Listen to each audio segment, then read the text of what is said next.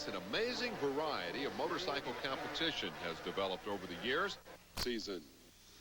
He might not admit it, but Jean-Michel Bayle began defense of his 250 title in the shadow of Yamaha's Bradshaw.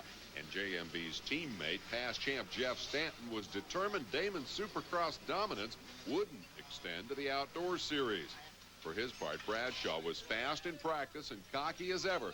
How about it, Damon? Will that Supercross momentum carry over to the outdoor races? I hope so. You know, it's a different race here. It's an outdoor race.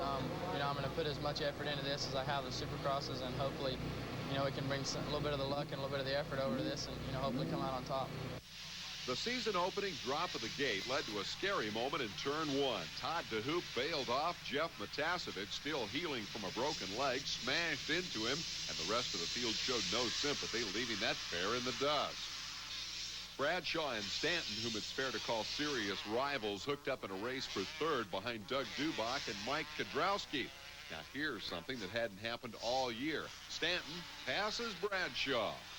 As a matter of fact, Jeff marched all the way to the head of the class, battling the fast-starting Dubach, but the doctor proved to be a stubborn front-runner, and that description remained valid until Bradshaw reignited the afterburner, passing Dubach and Stanton and taking over the lead. Stanton chased in vain as Bradshaw made it appear he would carry over his amazing Supercross success to the National Series as well. That first moto checker, no big surprise. Damon's been seeing a lot of those lately.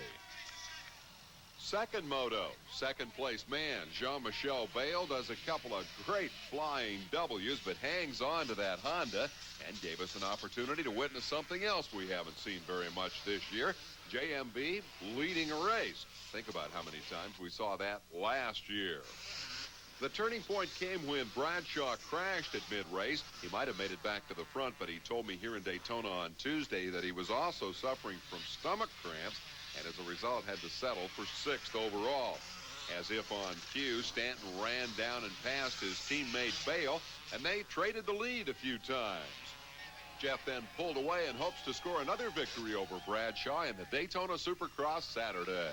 Well, I sure hope so. I sure hope that that's a fact. You know, Damon's carried some good momentum. He's won 5 races in a row, so somebody needs to stop that, and I guess I've got the momentum to do it and the past history there. So hopefully history can repeat itself and win one more time.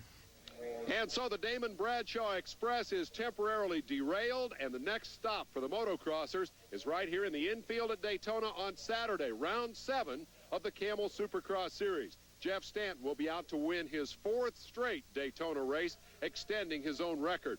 Now, a little later in the half hour, we'll find out what Stanton is doing to get ready for that race. I think you're going to see a very serious man. Meanwhile, the results from Gainesville highlight this week's edition of the Honda Scoreboard. Behind winner Stanton, National 125 champ Mike Kudrowski did a good job in his move up to the 250.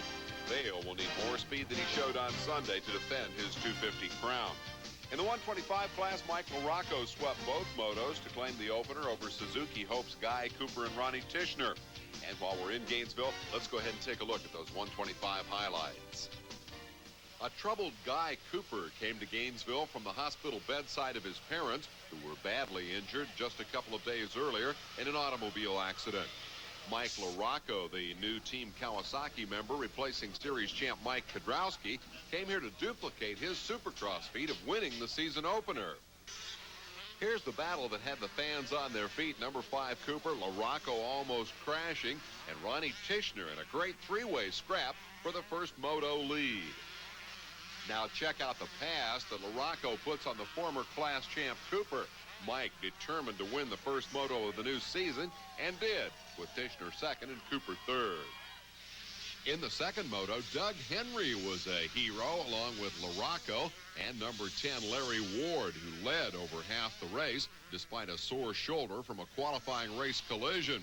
Here comes a great berm-busting pass, LaRocco over Henry, but Doug apparently didn't let that affect him one little bit.